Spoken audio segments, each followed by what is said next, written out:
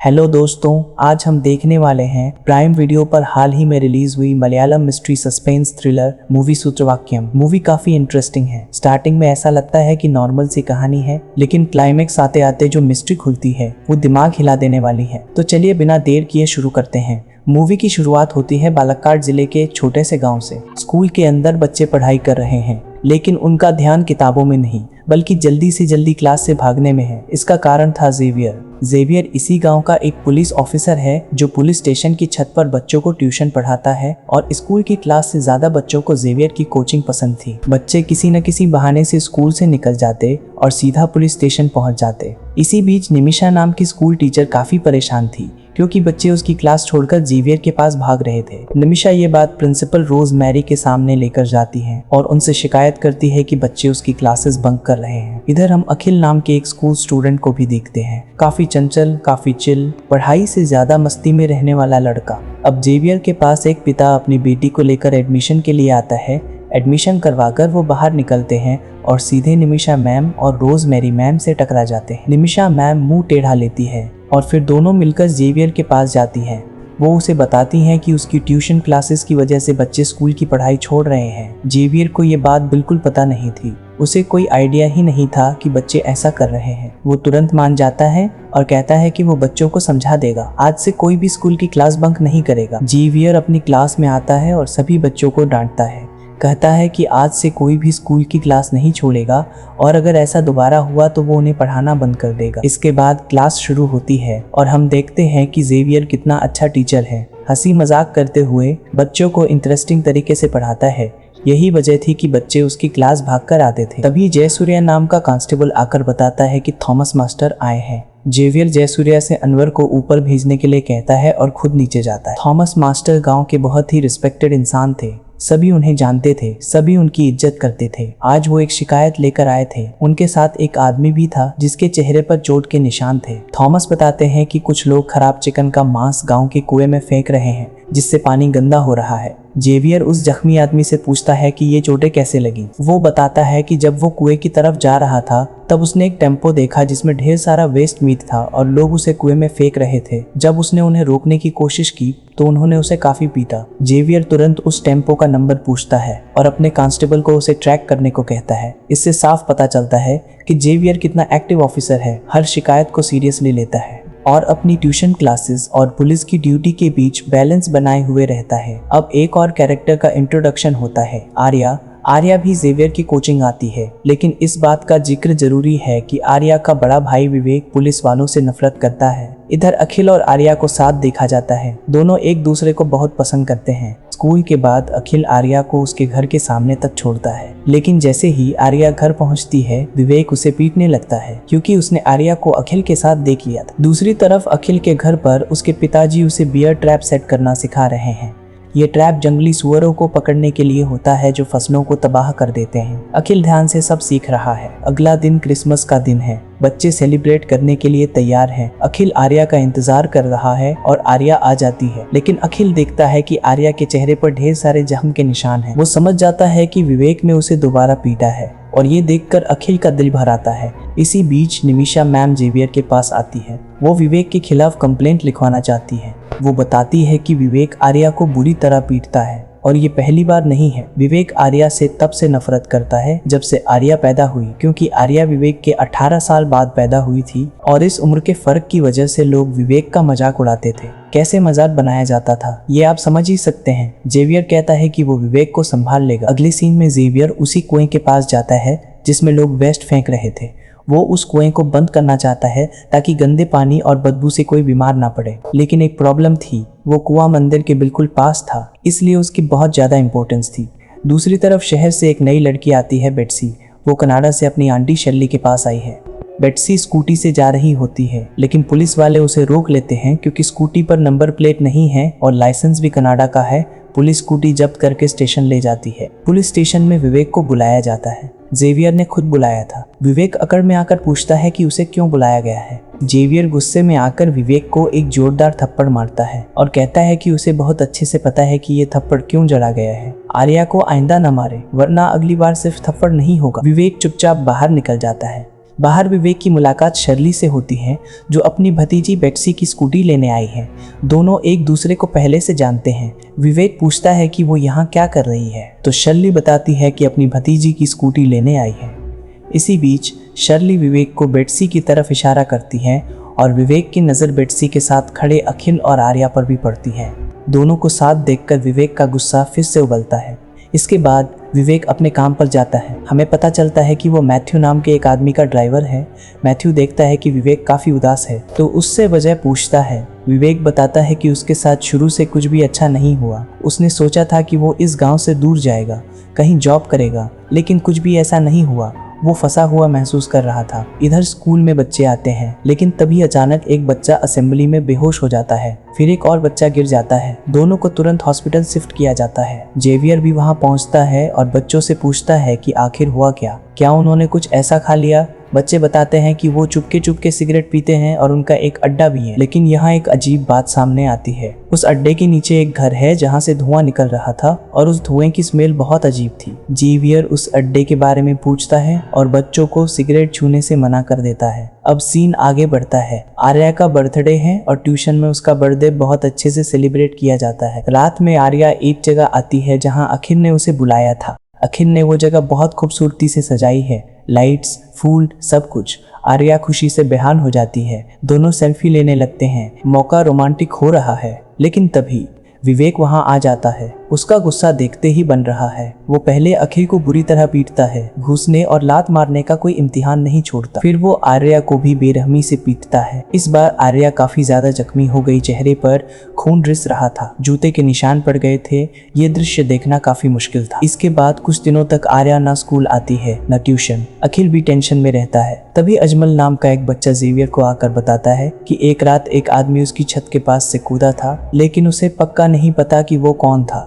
Xavier उसकी बात पर ज्यादा ध्यान नहीं देता, लेकिन अखिल के दिमाग में एक प्लान चल रहा था विवेक से बदला लेने का। रात के अंधेरे में अखिल उस कुएं के पास जाता है और वहां 2 बियर ट्रैप सेट करता है, एक कुएं के पास और एक कुएं से थोड़ा दूर। वो जानता था कि विवेक अक्सर रात में उस रास्ते से आता जाता रहता है। ट्रैप सेट करने के बाद अखिल एक तरफ छुप जाता है। थोड़ी देर बाद विवेक वहां आता है। उसके हाथों में एक काला बैग था।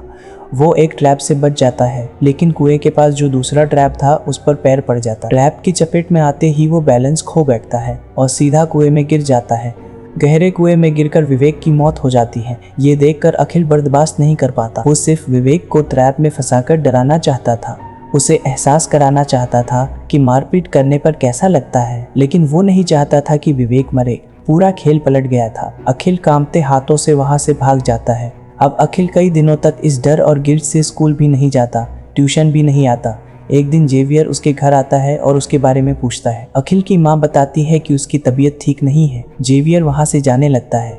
तभी निमिषा मैम का फोन आता है। जेवियर आर्या के बारे में पूछता है तो निमिषा बताती है कि विवेक ने आर्या को दोबारा मारा है, इस बार और भी ज्यादा बेरहमी से। ये सुनकर जेवियर तुरंत विवेक के घर जाता है। वहाँ उसके परिवार वाले बताते हैं कि विवेक पिछले 1 हफ्ते से घर नहीं आया है। जेवियर पूछता है कि उन्होंने कोई कंप्लेंट क्यों नहीं की, तो वो बताते हैं कि विवेक पहले भी कई बार ऐसे गायब हो चुका है। जेवियर विवेक का फोन मंगवाता है। आर्या फोन लेकर आती है और जेवियर आर्या की हालत देखकर हैरान रह जाता है। विवेक ने उसे इतनी बुरी तरह पीटा था कि पूरा चेहरा नील पीला था। जेवियर फोन लेकर वहां से चला जाता है, लेकिन उसके चेहरे पर गंभीरता थी। रात में अखिल सोने की कोशिश कर रहा है, लेकिन उसे बार बार वही फ्लैशबैक आ रहे हैं। कुएं में गिरता हुआ विवेक, चीखती हुई आवाज। अखिल ने किसी को मारना नहीं चाहता था, खाली उसे डराना चाहता था, लेकिन अनजाने में एक जान चली गई। एक बच्चे के लिए ये काफी डिस्टर्बिंग था। अखिल रात के अंधेरे में कुएं के पास जाता है। वहाँ एक बियर ट्रैप अब भी पड़ा था। अखिल जल्दी से उसे उठाकर घर ले आता है, लेकिन उसके पिताजी उसे ऐसा करते हुए देख लेते हैं। वो कुछ नहीं कहते, बस उसे खाना खाने के लिए अंदर ले जाते हैं, लेकिन उनकी आंखों में चिंता साफ दिख रही थी। दोस्तों, यहाँ से स्टोरी और भी इंटरेस्टिंग हो जाएगी। सब्सक्राइब बटन दबाओ और आगे देखते हैं। इधर जेवियर ने कुएं में वेस्ट फेंकने वाली सभी गाड़ियों पर रोक लगा दी है। अगले दिन वो विवेक के बारे में जानकारी इकट्ठा कर रहा है, जहाँ उसे मैथ्यू के बारे में पता चलता है, जिसके लिए विवेक ड्राइवरी का काम करता था। जेवियर मैथ्यू को स्टेशन बुलाने के लिए कहता है। इसी बीच थॉमस मास्टर वहां आते हैं। जेवियर उन्हें बताता है कि उसने सभी वेस्ट वाहनों पर रोक लगा दी है, लेकिन फिर एक बड़ी बात सामने आती है, सारा वेस्ट थॉमस की अपनी बहू शर्ली के बुटीक से आ रहा था। ये सुनकर थॉमस हैरान रह जाते हैं क्योंकि शर्ली ने अपना बुटीक बहुत पहले बंद कर दिया था। फिर वेस्ट कहाँ से आ रहा था, सवाल गहरा हो गया। कुएं का पानी इतना गंदा हो चुका था कि बदबू और बीमारी का खतरा बढ़ गया था। इसलिए जेवियर और थॉमस मिलकर उस कुएं में मिट्टी डलवा देते हैं और उसे पूरी तरह बंद करवा देते हैं। ये सब अखिल दूर से देख रहा था। उसका चेहरा सफेद पड़ गया था क्योंकि वो जानता था कि उस कुएं के अंदर क्या पड़ा है। विवेक की बॉडी वहीं थी। अखिल घर वापस आता है जहां उसका दोस्त मिलने आया था। दोस्त पूछता है कि वो स्कूल क्यों नहीं आ रहा। अखिल कहता है कि वो बीमार है। दोस्त उसे घबराया हुआ देखकर समझने की कोशिश करता है कि बात क्या है, लेकिन अखिल उसे वहां से भगा देता है। शायद ये सही फैसला था क्योंकि अगर अखिल अपने दोस्त को सब बताता तो ये बात जेवियर तक पहुंच जाती। रात में भी अखिल सो नहीं पा रहा। उसने अनजाने में एक जान ले ली थी और वो ऐसा बंदा ही नहीं था। हर रात वही कुएं का दृश्य, वही चीख, वही गिरता हुआ विवेक। एक बच्चे के लिए ये ट्रॉमा जहर की तरह काम कर रहा था। अगले दिन स्कूल में अखिल पैनिक अटैक कर देता है। जेवियर उसे शांत करके घर छोड़ता है।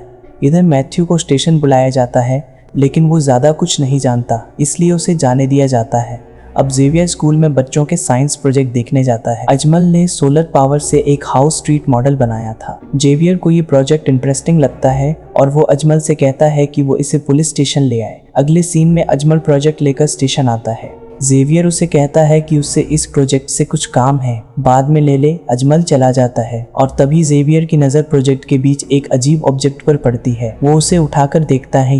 ये तो पेसमेकर है। पेसमेकर एक छोटा सा इलेक्ट्रॉनिक डिवाइस होता है जो इंसान के हार्ट में या चेस्ट के पास लगाया जाता है। इसका काम होता है हार्ट की धड़कनों को नॉर्मल रखना। नॉर्मल हार्ट में एक नेचुरल इलेक्ट्रिकल सिस्टम होता है जो बीट सेट करता है। अगर ये सिस्टम कमजोर हो जाए या सिग्नल्स इरेगुलर हो जाएं, जैसे हार्ट बहुत स्लो धड़क रहा हो या बीट स्किप कर रहा हो, तो पेसमेकर अपने से छोटे छोटे इलेक्ट्रिकल इम्पल्सेस भेजकर हार्ट को धड़कने पर मजबूर करता है। अब सवाल ये था कि ये पेसमेकर एक स्कूल के बच्चे के प्रोजेक्ट में कहाँ से आया। जेवियर उसे फॉरेंसिक लैब भिजवाता है और सोच में पड़ जाता है। इधर स्कूल में आर्या वापस आ गई है, लेकिन अखिल उससे बात करना बंद कर चुका है। छुट्टी होते ही वो जल्दी घर भाग जाता है। आर्या काफी परेशान है। उसे समझ नहीं आ रहा कि अखिल उससे क्यों दूर भाग रहा है। वो निमिषा मैम को बताती है कि जब से विवेक ने अखिल को मारा पीटा है, तब से अखिल उससे बात ही नहीं कर रहा। अब रात के वक्त गांव में थेयम का फेस्टिवल चल रहा है और वो भी उसी कुएं के पास, उसी मंदिर के पास। थेयम क्या होता है? ये केरल के मालाबार रीजन का एक ट्रेडिशनल रिचुअलिस्टिक डांस परफॉर्मेंस है। इसमें परफॉर्मर देवी देवता का रूप लेता है, एलेबोरेट मेकअप, मास्क और कलरफुल हेडड्रेस पहनता है और ढोल नगाड़े की बीट्स पर ट्रांस लाइक डांस करता है। लोग इसे अपने गॉड्स के दर्शन और आशीर्वाद पाने का जरिया मानते हैं। जैसे कांतारा मूवी में भूताकोला देखा था ना, बिल्कुल वैसे ही रिचुअलिस्टिक आर्ट फॉर्म है। ये फेस्टिवल दिसंबर से मई के बीच होता है, जिसमें हर गांव के टेम्पल या सेक्रेड ग्रोव में अलग अलग थीम परफॉर्मेंस होती हैं। शॉर्ट में कहें तो ये एक कल्चरल रिलीजियस सेलिब्रेशन है जिसमें डांस, म्यूजिक और डिवोशन मिक्स होकर पूरे गांव को फेस्टिवल और स्पिरिचुअल वाइब में ले जाता है। खैर,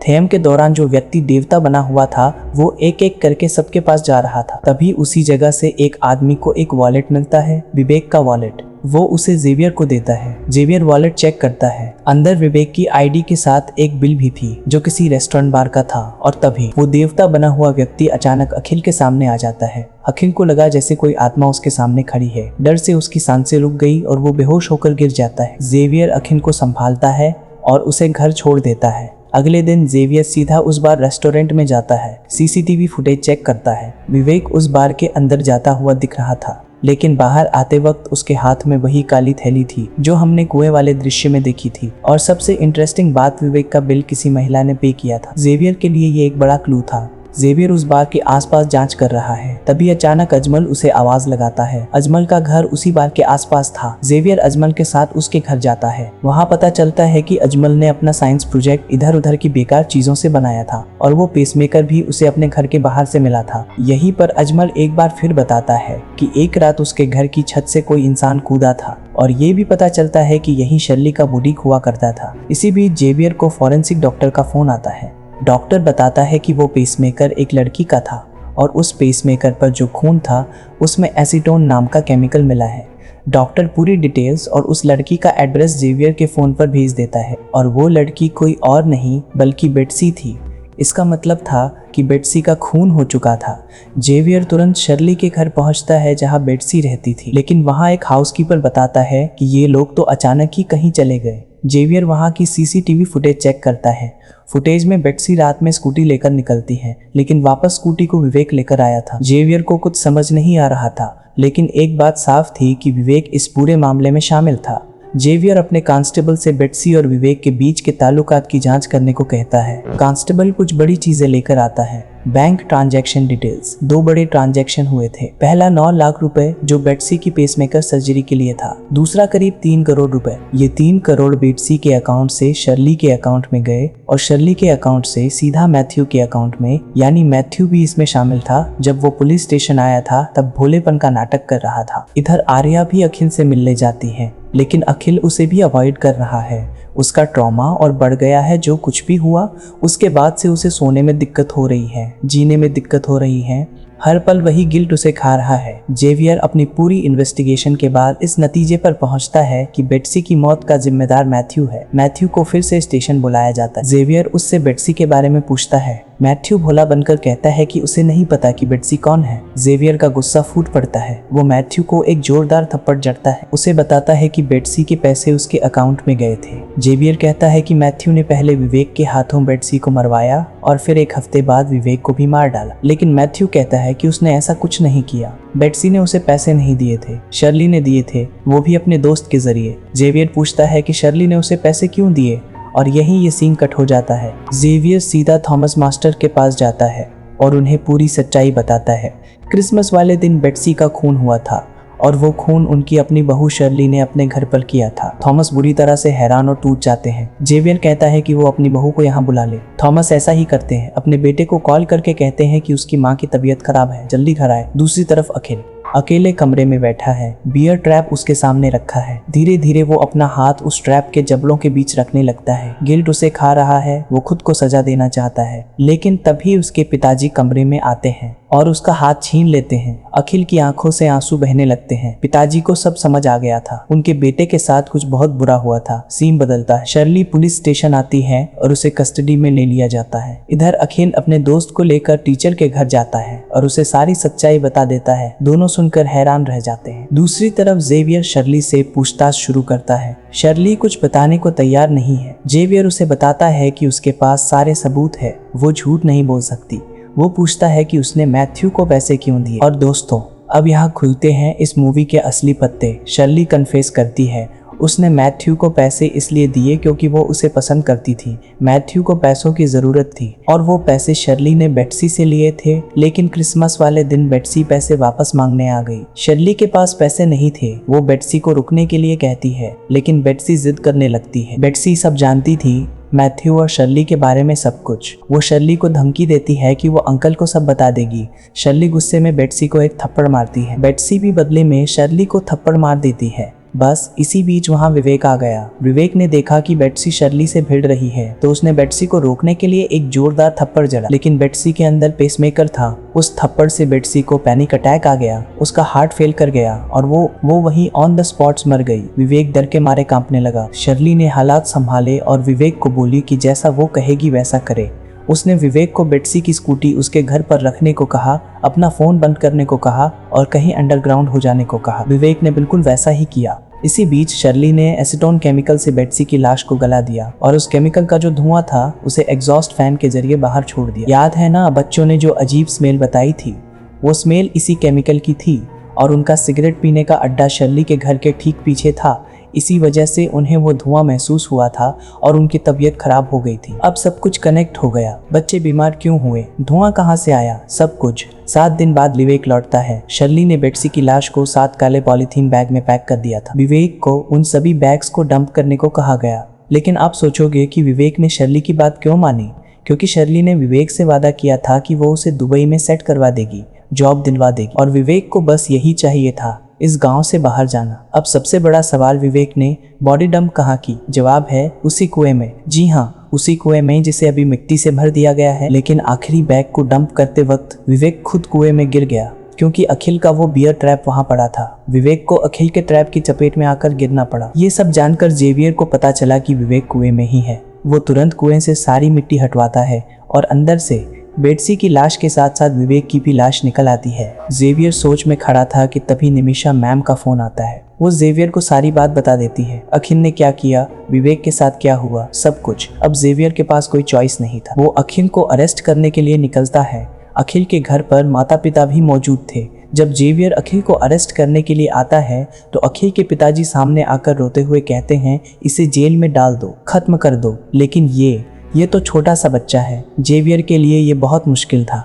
वो खुद भी मजबूर था, उसे भी बहुत बुरा लग रहा था, लेकिन कानून के सामने उसके पास कोई चॉइस नहीं था। वो अखिल को गले से लगाता है, एक पिता की तरह, एक टीचर की तरह, और फिर उसे पुलिस कार में बैठा कर ले जाता है। कार के पीछे पीछे आर्या भी दौड़ रही थी। उसकी आंखों से आंसू बह रहे थे। दोनों की आंखें मिली। अखिल की आंखों में गिल्ट और आर्या की आंखों में गम। ये दृश्य दिल चीर देने वाला था। अब सच ये है कि विवेक कोई अच्छा इंसान नहीं था। उसने जो कुछ भी किया बहुत गलत किया। अपनी बहन को पीटा, बेट्सी के मौत में शामिल हुआ, लाश डंप की और उसी का खामियाजा उसे भुगतना पड़ा। अखिल को माइनर जेल में डाल दिया जाता है। 6 महीने बाद हम अखिल को देखते हैं। जेवियर उसे जेल में पढ़ाने आ रहा था। अखिल के साथ और भी माइनर कैदी थे। यहाँ हमें ये पता चलता है कि कई लोग जाने अनजाने में और कई लोग जानबूझकर ऐसे क्राइम कर बैठते हैं। क्राइम की कोई उम्र नहीं होती, लेकिन विवेक जो भी करता आ रहा था वो गलत राह पर था और उसी का खामियाजा उसे भरना पड़ा। और इसी के साथ ये मूवी यही खत्म हो जाती है। तो दोस्तों, ये थी सूत्रवाक्यम की कहानी। अब बात करते हैं इस मूवी के टाइटल के मीनिंग के बारे में। सूत्रवाक्यम का मतलब होता है फॉर्मूला स्टेटमेंट, और यही इस फिल्म का कोर आइडिया भी है। जैसे एक फॉर्मूला ऊपर से छोटा और सिंपल लगता है, लेकिन अंदर जाओ तो डेप्थ और कॉम्प्लेक्सिटी छुपी होती है, वैसे ही इस फिल्म का स्ट्रक्चर है। शुरुआत में ऐसा लगता है कि ये तो बस गांव की छोटी सी लव स्टोरी है, एक पुलिस ऑफिसर है, छोटी मोटी घटनाएं हो रही हैं। लेकिन धीरे धीरे जब पर्दे खुलती हैं तो पता चलता है कि छोटी सी कहानी के अंदर कितनी बड़ी कॉम्प्लेक्सिटी छुपी थी। मूवी का नाम और मूवी दोनों एक ही बात कह रहे हैं। जिंदगी और इंसान को सरफेस से जज नहीं किया जा सकता, क्योंकि हर चीज के अंदर छुपा हुआ डीप मीनिंग होता है जो समझने पर ही पता चलता है। स्टार्टिंग थोड़ी स्लो है। पहले 30-40 मिनट तक ऐसा लगता है कि कुछ खास नहीं हो रहा, लेकिन जब इन्वेस्टिगेशन शुरू होती है और मिस्ट्री के पर्दे खुलने लगते हैं तब मूवी पूरी तरह पकड़ लेती है। क्लाइमैक्स बहुत ही शॉकिंग है और अखिल का कैरेक्टर आपके दिल को छू जाएगा। अगर आपको मिस्ट्री और सस्पेंस थ्रिलर पसंद है तो ये मूवी ज़रूर देखें। अगर आपको ये मूवी अच्छी लगी तो लाइक कर दीजिए, चैनल पर नए हो तो सब्सक्राइब कर लो, और ऐसी ही दिमाग हिला देने वाली कहानियाँ सुनते रहना है तो चैनल को अभी सब्सक्राइब करो, क्योंकि अगली कहानी इससे भी भयानक होने वाली है।